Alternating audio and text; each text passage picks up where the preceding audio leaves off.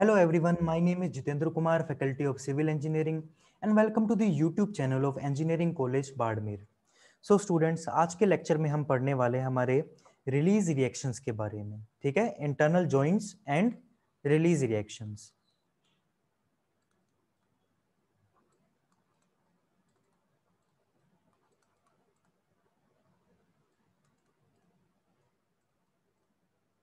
Internal joints क्या होते हैं, उनके कारण की वजह से हमारे पास रिलीजेस क्या क्या जनरेट हो जाते हैं। तो उसके लिए देखिए, सबसे पहला जॉइंट जो आपने अब तक फेस किया है, रिजिड जॉइंट, ठीक है, क्योंकि रिजिड जॉइंट स्ट्रक्चर के बारे में भी तो बात करनी पड़ेगी। तो इसका एक एग्जांपल आपको देता हूं मैं, सिंपल स्ट्रक्चर से ही दे देते हैं।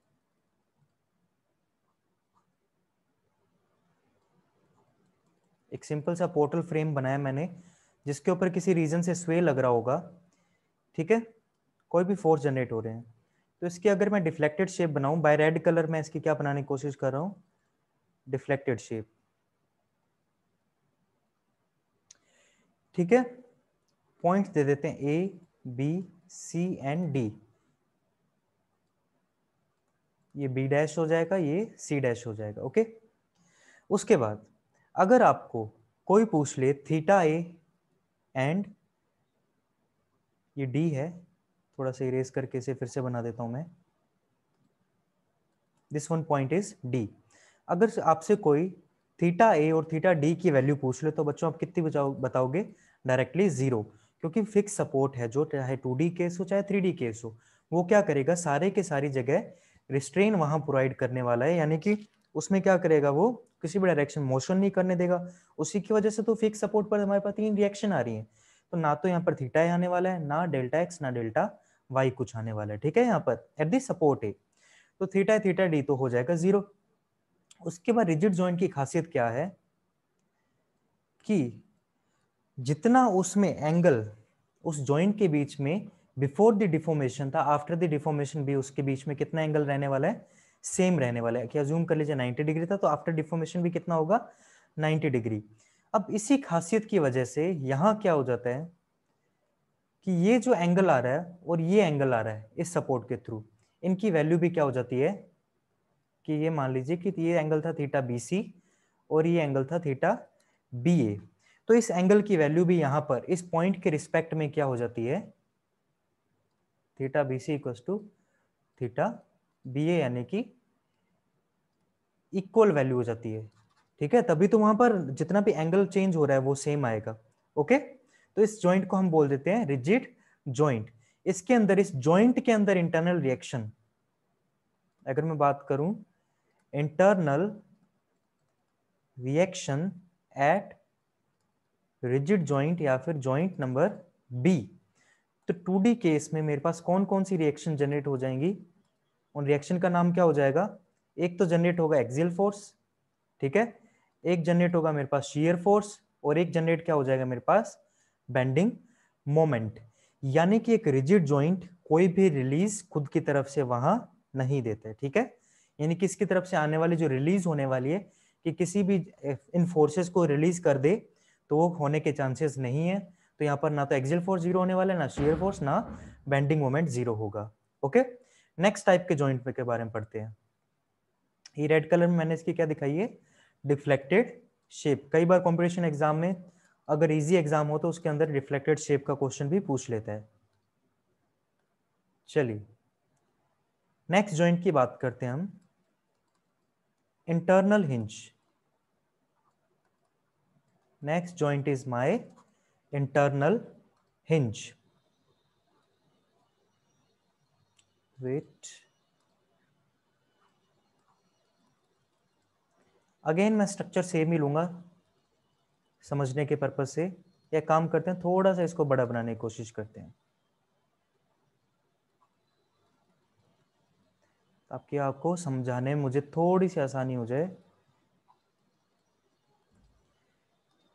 ठीक है। तो इंटरनल हिंज कुछ इस तरह का प्रोवाइड हो जाएगा, ठीक है। होलो शो करते हैं कुछ जगह, लेकिन यहां पर मैंने फिलअप कर दिया उसको। तो यहां देखिए,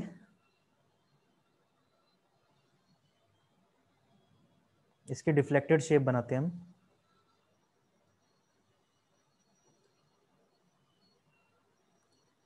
फिक्स सपोर्ट है, वहां तो कुछ आना ही नहीं चाहिए, वहां से हिलेगा ही नहीं, तो वहां तो हमने दिखा दिया 0।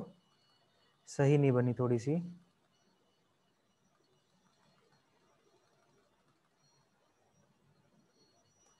एक काम करते हैं, यहां स्वे दिखा देता हूं मैं। ठीक है, जॉइंट को इस बार मूव नहीं किया हमने अदर साइड के।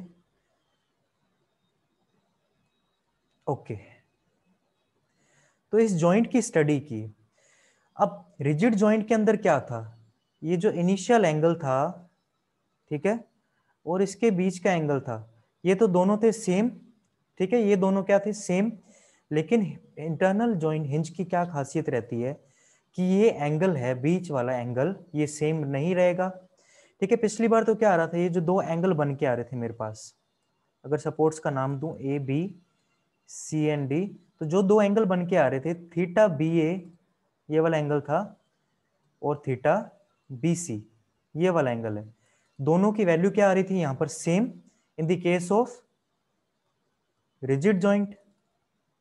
यानी कि what ever angle was between, अगर मैं लिखूं यहां पर, what ever angle was at joint B will be same, will remain same after deformation also। ठीक है, आफ्टर डिफॉर्मेशन ऑल्सो। लेकिन ये केस किसका था, रिजिड जॉइंट का।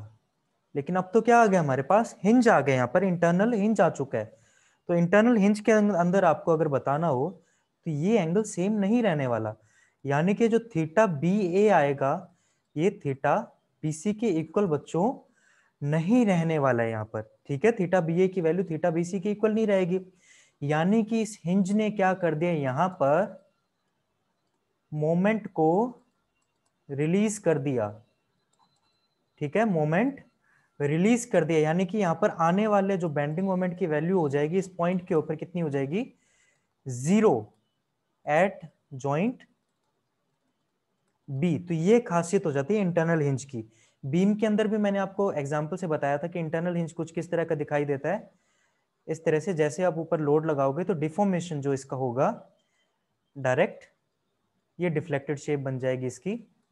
ठीक है, इस तरह का डिफॉर्मेशन होगा, यानी कि यहाँ पर बेंडिंग मोमेंट की वैल्यू 0 होगी, यानी कि इसने एक मोमेंट को रिलीज कर दिया। तो नंबर ऑफ रिएक्शन कितनी बची, सिर्फ 2। अब एक होगी रिलीज, तो इसकी वजह से आने वाली जो रिलीज रिएक्शन है, रिलीज मोमेंट है, जिसको आप आर आर से अब डिनोट करोगे, तो आर आर की वैल्यू फॉर इंटरनल हिंज कितनी हो गई, 1। ठीक है, आर आर की वैल्यू कितनी होगी इंटरनल हिंज के लिए, सिर्फ 1 हो गई। और अगर मैं बात करूं कि यहाँ पर अगर आने वाले फोर्सेस कौन कौन से फोर्सेस होंगे, सिर्फ और सिर्फ लॉन्गिट्यूडनल और ट्रांसवर्स फोर्सेस, यानी कि मेरे पास एक्सियल फोर्सेस और शियर फोर्सेस, एब्रिविएटेड फॉर्म में लिख रहा हूं, एएफ और एसएफ की फॉर्म में। ठीक है, तो मेरे पास मोमेंट रिलीज हो गया, आरआर की वैल्यू 1 आ गई। तो अब देखते हैं कि इस आरआर की वैल्यू 1 आने की वजह से, ठीक है, याद रखना मोमेंट रिलीज हुआ, आरआर 1 आ गया ना, आरआर 1 आने से मेरे पास इनडिटरमिनेंसी के ऊपर क्या फर्क पड़ता है। ठीक है, तो एक एग्जांपल से समझते हैं बाय क्वेश्चन हम।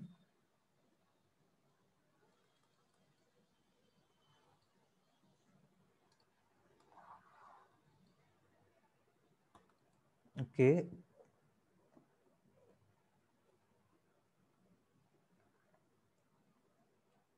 ये हो गया हमारा कॉपी, दोबारा क्यों बनाए, सही है ना। इस वाले में हमने इंटरनल हिंज प्रोवाइड किया है, इस वाले में नहीं किया। तो चलिए डिग्री ऑफ स्टैटिक इंडिटरमिनेंसी यानी कि डीएस की कैलकुलेशन करते हैं, जो कि डीएससी प्लस डीएसआई के समीशन से हो जाएगी। इसमें तो क्या हो जाता था, आर ई माइनस 3, याद रखना 2D केस है, समझाने के लिए, इजीली समझने के लिए। ठीक है, 3D वाला भी बता देंगे आपको।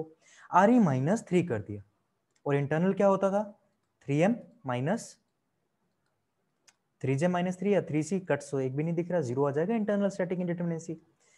ठीक है, तो अगर फाइनल फॉर्मूला यहां पर मैं बनाने जाता, 3m minus 3j plus R ई, ये फॉर्मूला बनता ना। तो चलिए कैलकुलेशन करते हैं।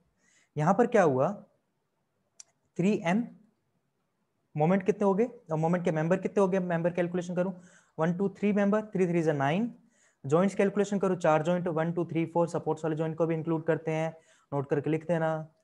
12 प्लस आर की कैलकुलेशन कितनी हो जाएगी इस बार, 3 यहां से, 3 यहां से और 3 यहां से, टोटल 6, 9 प्लस 6 15, ठीक है, 15 में से 12 गए तो 3, तो डीएस की फाइनल वैल्यू जो इस केस में आने वाली वो कितनी आएगी 3। थोड़ी देर पहले पढ़ा, ठीक है, थोड़ी देर पहले हमने क्या पढ़ा कि इसके अंदर एक रिलीज रिएक्शन ऐड हो गई, एक मोमेंट और ऐड हो गया, ठीक है, एक मोमेंट को हमने क्या कर दिया, फ्री कर दिया। अब एक बेंडिंग मोमेंट फ्री हो गया, तो एक जॉइंट पर जहां पर पहले 3 reaction axial force, shear force और बेंडिंग मोमेंट आ रहे थे, उसमें से एक को कंसीडर ही नहीं किया, और आपको पता है जब एक को कंसीडर नहीं करते तब इक्वेशन ऑफ इक्विलिब्रियम की भी कमी आ जाती है।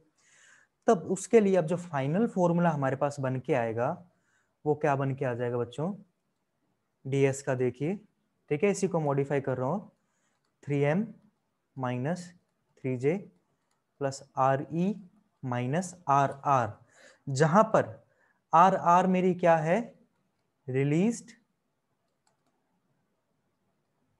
रिएक्शन, ठीक है, आर आर क्या होगी मेरी, रिलीज रिएक्शन, क्योंकि यहां पर मेरे पास एक एक्स्ट्रा इक्वेशन आ जाती है। या तो आप ऐसे समझें कि उस कंडीशन को मैंने लिया ही नहीं, या फिर अगर ऐसे समझें कि इंटरनल हिंज की वजह से मेरे पास एक एक्स्ट्रा कंपैटिबिलिटी इक्वेशन आ जाती है, जिसकी वजह से क्या बता रहा है कि भाई साहब एक जगह आपको मोमेंट जीरो करना है, इसकी जगह आप बेंडिंग मोमेंट जीरो ले सकते हो, मतलब इस पॉइंट के रिस्पेक्ट में summation of all the moment आप जीरो करके उसकी क्वेश्चन की वैल्यू को इवेल्युएट कर सकते हो, यानी कि एक इक्वेशन आपको ज्यादा मिल जाएगी यहाँ पर, ठीक है। एक तो इस साइड से तो मिल ही रही थी, अब इस साइड से भी एक्स्ट्रा मिल जाएगी डबल साइड से, तभी तो थीटा बी और थीटा बी सी की वैल्यू चेंज हो रही थी। काइनेमेटिक इंडिटरमिनेसी में भी समझेंगे इसको डिटेल में थोड़ा। तो रिलीज रिएक्शन एक्स्ट्रा, एक मोमेंट इक्वेशन एक्स्ट्रा, एक मोमेंट इक्वेशन एक्स्ट्रा, उसको क्या करना पड़ेगा, अब इंडिटरमिनेसी कम होगी, क्योंकि अब क्या कर सकते हो, स्ट्रक्चर को और आप डिटरमाइन कर सकते हो, उसके अंदर एक अननोन को तो कैलकुलेट कर ही सकते हो इस नई इक्वेशन की मदद से। इसलिए डिटर्मिनेंसी के अंदर इस रिलीज रिएक्शन को, इस रिलीज मोमेंट को आपको करना पड़ेगा माइनस, और जो फाइनल फॉर्मूला, ठीक है, ये आपका फाइनल फॉर्मूला है, final formula for the case of static indeterminacy in the 2D rigid jointed structure, 2D rigid jointed structure मेरे पास क्या बन के आ जाता है, 3m minus 3j plus R E minus R R, R R क्या है, release reaction. अब यहां पर तो सिर्फ एक ही मेंबर कनेक्टेड था, क्या हो अगर एक से ज्यादा मेंबर कनेक्टेड हो जाए, एक हिंज के ऊपर, एक इंटरनल हिंज के ऊपर एक से ज्यादा मेंबर कनेक्ट हो तो बच्चों क्या होगा, उसके लिए भी देखिए।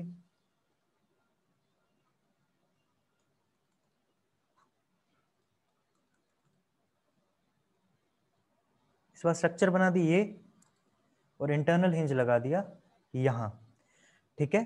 अब इस बार इंटरनल हिंज कहां लगा दिया, यहां, एक मेंबर एक्स्ट्रा हो गया। तो इसके लिए रिलीज रिएक्शन के लिए आपको फॉर्मूला क्या लिखना है, इन the case of internal hinge only, ठीक है, इन the case of internal hinge, ठीक है। तो इंटरनल हिंज के लिए जहां भी हिंज आपको दिख जाएगा आपको क्या करना है, summation of m dash minus 1 कर देना है इस रिलीज रिएक्शन के लिए।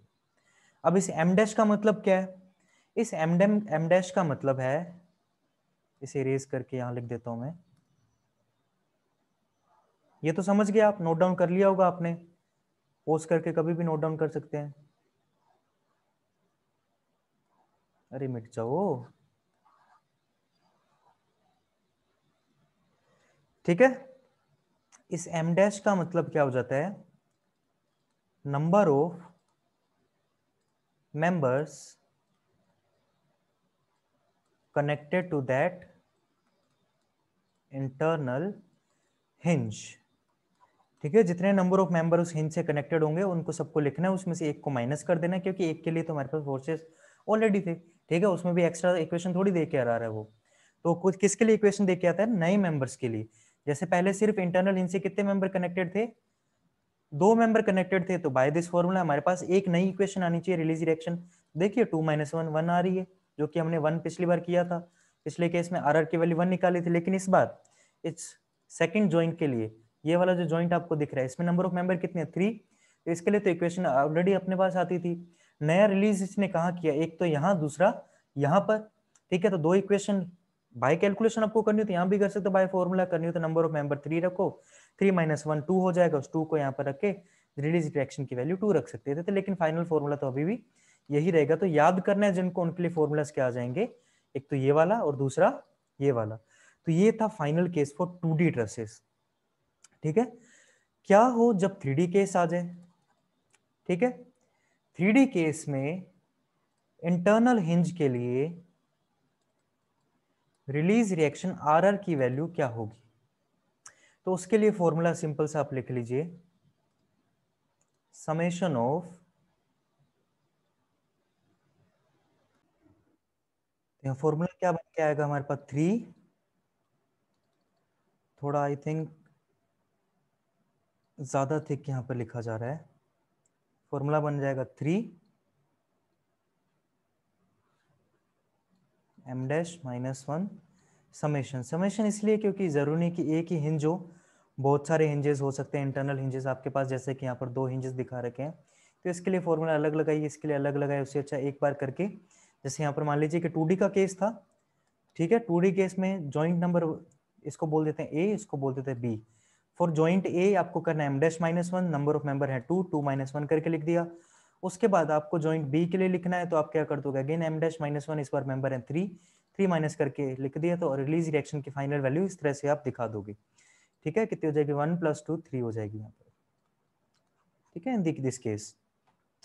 उसके बाद अगर मैं बात करूं मेरे पास 3D केस के अंदर, तो 3D केस में क्या था कि m-1 आपको करना है ना, लेकिन उसको मल्टीप्लाई करना 3 से, लेकिन 3 से क्यों मल्टीप्लाई हुआ, तो बेटा कॉमन सेंस ही बात है, क्योंकि इंटरनल हिंज का काम है वहां पर मोमेंट को फ्री कर देना, लेकिन 3D कंडीशन के अंदर मोमेंट कितनी डायरेक्शन में लगता है, 3 डायरेक्शन में, mx, my, mz, तो इसलिए तो 3 से मल्टीप्लाई किया, क्योंकि एक मेंबर के लिए हम ऑलरेडी ले लेते हैं, उसके बाद बाकी बचे हुए मेंबर के अंदर डिस्प्लेसमेंट के अंदर चेंज आ रहा है कि रिजिड जॉइंट नहीं रह रहा, वो नई थीटास की वैल्यू आ जाएंगी, तो उसी की वजह से नई कंडीशंस आ गई हमारे पास, जिसकी हमें 3 से मल्टीप्लाई करना पड़ेगा, और उसको एक मेंबर को कंसिडर नहीं किया, उसके लिए -1 लगाया, और 3 डायरेक्शन के अंदर मोमेंट फ्री हो रहा है, इसलिए mx, my, mz के लिए 3 से मल्टीप्लाई कर दिया, ठीक है। तो इन 3D केस आपके पास आर की वैल्यू बच्चों कितनी हो जाएगी, आर बराबर समेशन ऑफ m-1 और मल्टीप्लाई बाय 3, ठीक है। तो ये खत्म हो गया हमारा रिलीज रिएक्शन इंटरनल हिंज के लिए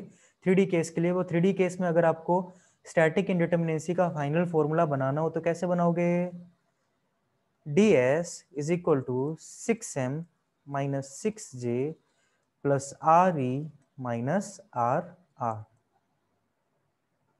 ठीक है। और rr की वैल्यू यहां से लेनी है आपके पास, एब्रीविएशन को सबको लिख देना, वेयर m क्या है, 6 क्या है, ठीक है, 6j क्या है, इन सबको आपको डिनोट जरूर करना है, ओके। चलिए अब थर्ड टाइप ऑफ जॉइंट, क्योंकि हम इंटरनल हिंज पढ़ रहे हैं, उसी के थ्रू आपको रिलीज रिएक्शन एक साथ बता रहा हूँ, फिर जैसे जैसे हम एक दो क्वेश्चन करेंगे उसमें समझ जाएंगे कि बाय क्वेश्चन किस तरह से उनको एवेल्युएट करना है, ठीक है। 2D केस ही आपको कराऊंगा मोस्टली क्वेश्चन के, 3D केस आप खुद से ट्राई करना, अगर प्रॉब्लम आती है तो नीचे कमेंट सेक्शन में पोस्ट करना, उसके लिए हम अलग से वीडियो बना देंगे। फिर थर्ड जॉइंट देखिए, इंटरनल हिंज हो गया, थर्ड जॉइंट अब इंटरनल के लिए हॉरिजॉन्टल या फिर vertical guided roller, okay. Guided roller इस तरह से देख लीजिए, एक मेंबर था, कलर दूसरा चूज करते हैं वरना आंखों में ज्यादा चुभेगा,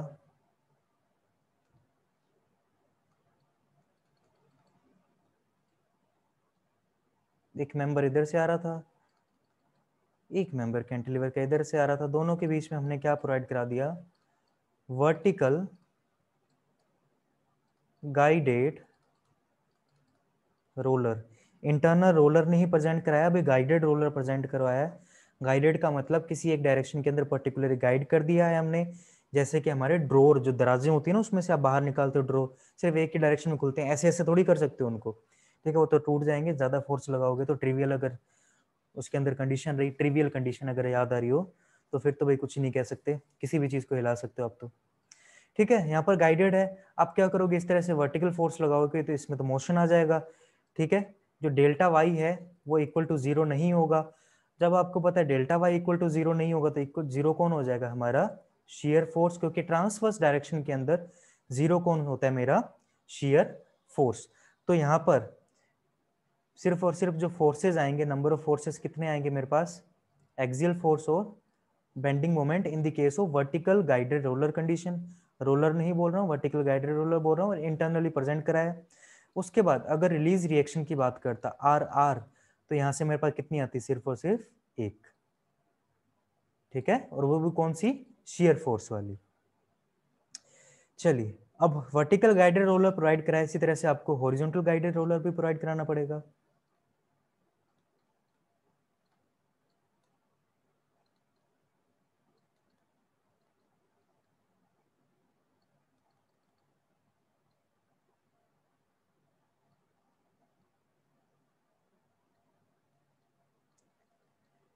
ठीक है, तो इस तरह से है, जैसे ये बेसिकली अपने जो रूम की दराज होती है ना, जो ड्रॉर वगैरह होते हैं, उनको ऐसे करके बाहर खींच दो आप, ठीक है। इसको क्या करोगे, ऐसे बाहर खींचोगे या अंदर लेके जाओगे, तो उसी की तरह ये बिहेव कर रहा है।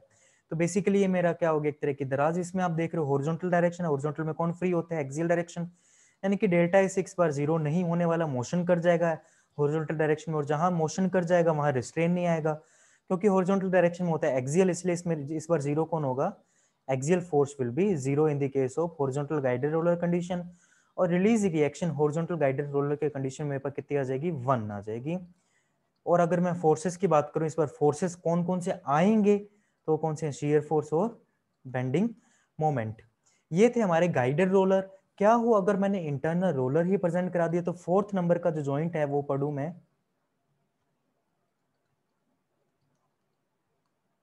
इंटरनल रोलर, ठीक है। तो इंटरनल रोलर का केस देखिए आप, ओके,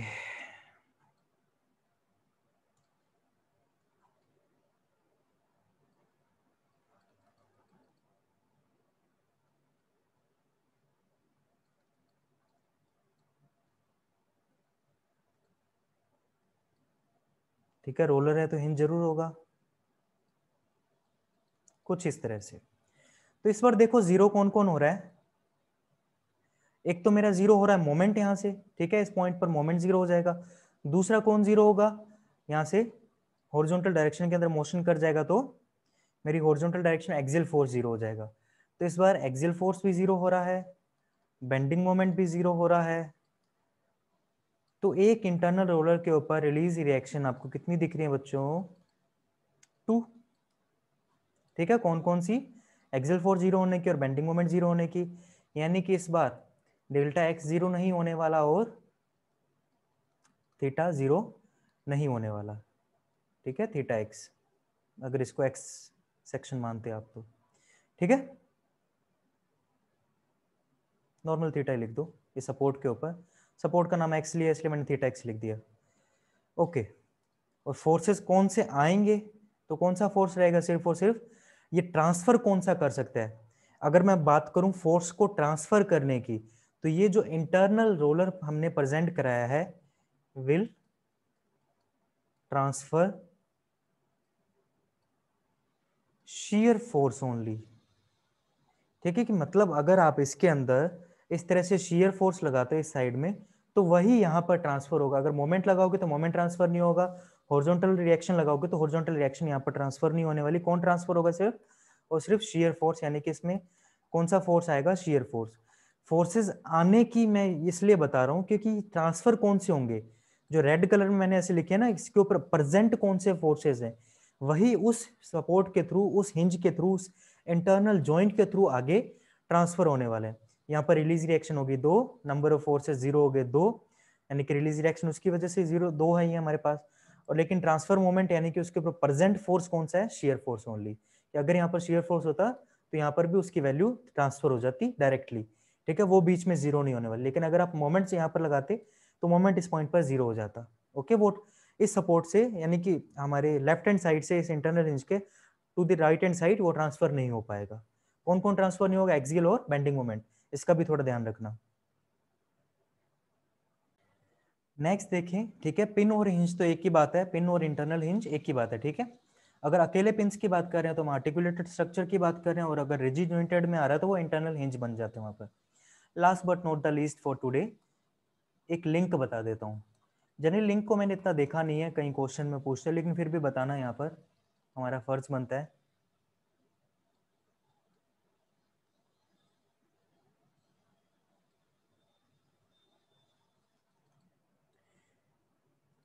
ठीक है, तो लिंक के लिए बेसिकली आप सिंपल से इतना याद रख दे, summation of all the horizontal forces यहाँ जीरो हो जाएगा और मोमेंट जीरो हो जाएगा, ठीक है। लिंक क्या होता है? किसी मेंबर के अंदर दो पिन्स को वहां पर कनेक्ट किया हुआ साइड में, तो उसे हम क्या बोलते हैं? लिंक। सिर्फ और सिर्फ शेयर फोर्स को ट्रांसफर करेगा, will transfer shear force only, ठीक है। तो ये आ गया हमारा लिंक का केस। ओके बच्चों, इसके ऊपर अब रिलीज रिएक्शन भी कितनी हो जाएंगी फिर? दो। इस केस में भी रिलीज रिएक्शन की बात करूं तो मेरे पास कितनी आ जाएंगी? दो आ जाएंगी। ओके, अब बच्चों इससे रिलेटेड मैं अब रिलीज रिएक्शन से रिलेटेड आपको एक क्वेश्चन करवा देता हूँ, बस सिंपल सा एक। उसके बाद क्या है कि आप प्रैक्टिस करना, कहीं डाउट आता है तो फिर पूछना। नेक्स्ट लेक्चर में हम समझेंगे काइनेमेटिक इंडिटरमिनेसी के बारे में। आपको 2D केस, 3D केस, क्या फॉर्मूले आएंगे, कहाँ से कैसे ड्राइव हुए हैं, ठीक है, वो सब मैंने बता दिया है।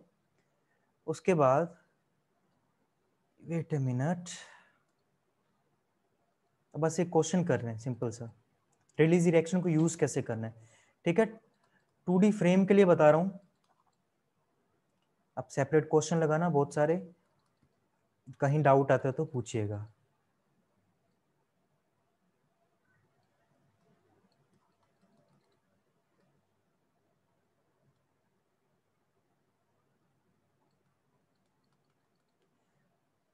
ठीक है,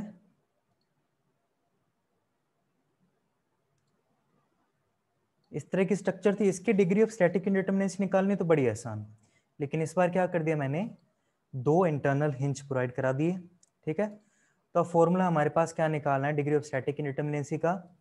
एक्सटर्नल प्लस इंटरनल, दोनों को अलग अलग कैलकुलेट करते हैं। एक्सटर्नल के लिए क्या आ जाएगा? Are E minus three, number of reaction fix support पर 3, हिंज पर 2, रोलर पर 1, तो नंबर ऑफ रिएक्शन कितनी आ गई? 6, 6 माइनस 3 3, तो एक्सटर्नल स्टैटिक इंडिटरमिनेसी तो हमारे पास कितनी आ गई? 3, ठीक है। इंटरनल की बात करूं तो क्या फॉर्मूला आता था हमारे पास? 3m माइनस 3j माइनस 3 या फिर 3c। नंबर ऑफ कट्स कितने दिख रहे हैं? 2, 6 आना चाहिए आंसर यहाँ पर, कितना आना चाहिए? 6, है ना, बाय दिस फॉर्मूला ओनली। और उसके बाद आपको क्या करना है? इस फॉर्मूला रखना है, तो नंबर ऑफ मेंबर 1 2 3 4 5 6 7 8 9 10, 10 मेंबर हैं, 10 3 जा 30, ठीक है। माइनस करना है जॉइंट, तो 3 3 6 3 9 जॉइंट हो गए, 27 माइनस 3 करोगे तो 24 आ जाएगा, और फाइनल आंसर 6, जो कि सेम आना लाजमी भी है। लेकिन इंटरनल हिंज है, रिलीज देकर जाएंगे। रिलीज क्या करते हैं? वहां पर इंडिटरमिनेसी को कम करने की कोशिश करते हैं, क्योंकि रिलीज का काम क्या है? और ज्यादा कंपैटिबिलिटी इक्वेशन शो करना, ठीक है, कि मोमेंट को जीरो करना, एक्सियल फोर्स जीरो करना, और हिंज का काम यहाँ पर मोमेंट को जीरो करना। 2D केस है तो सिर्फ एक ही मोमेंट जनरेट होगा। दो मेंबर थे, दो में से एक के लिए हम मोमेंट की इक्वेशन ऑलरेडी लेकर चलते हैं, एक के लिए रिलीज हो गया, तो एक रिलीज कहाँ से आया? यहाँ से, ठीक है। उसके बाद यहाँ 4 मेंबर थे, उसमें से एक मेंबर के लिए हम ऑलरेडी रिलीज करते हैं, बाकी बचे 3 मेंबर, तो 3 रिलीज कहाँ से आ गए? यहाँ से। तो उन 3 + 1 4 को आपको माइनस करना पड़ेगा, तो फाइनल जो आंसर आना चाहिए कितना आना चाहिए? 2। Degree of static indeterminacy internal का आंसर कितना आना चाहिए? 2। अगर आपको बाय फॉर्मूला भी यहाँ पर करना होता है DSI, तो 3m minus 3j minus 3 minus कितना करना पड़ता? RR, और RR हमारे पास क्या आ जाता है? m dash minus 1, summation of m dash minus 1, और m डैश क्या हो जाता है? समेशन ऑफ m डैश, यहाँ पर नंबर ऑफ मेंबर 2 है, उसमें से एक को माइनस किया, उसके बाद नंबर ऑफ मेंबर कितने हैं? 1 2 3 4, उसमें से एक को माइनस किया 3, 3 + 1, यहाँ से 4 आ जाता है। इस 4 को आपको इसमें से माइनस करना है, क्योंकि फाइनल आंसर 6 था, 6 में 4 को माइनस किया 2, और फाइनल स्टैटिक इंडिटरमिनेसी 3 + 2 हमारे पास कितनी आ जाती है? ds की वैल्यू 5 आ जाती।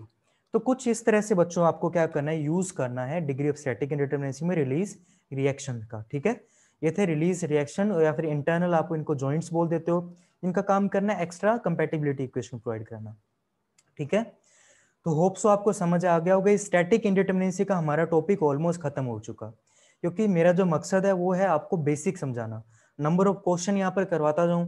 क्वेश्चन आपको कहीं भी किसी भी बुकलेट से मिल जाएंगे, ठीक है, किसी भी क्वेश्चन बैंक में किसी बुक के अंदर मिल जाएंगे, लेकिन जो बेसिक कंसेप्ट समझना है वो उसको इम्पोर्टेंट है कि फॉर्मूला डिराइव कहाँ से हुआ है। क्वेश्चन आप खुद लगा सकते हो, डाउट हो तो पूछ लीजिए नेक्स्ट लेक्चर में। तो आज के लिए इतना ही। होप सो आपने सेशन को एंजॉय किया होगा। Thank you for watching the video.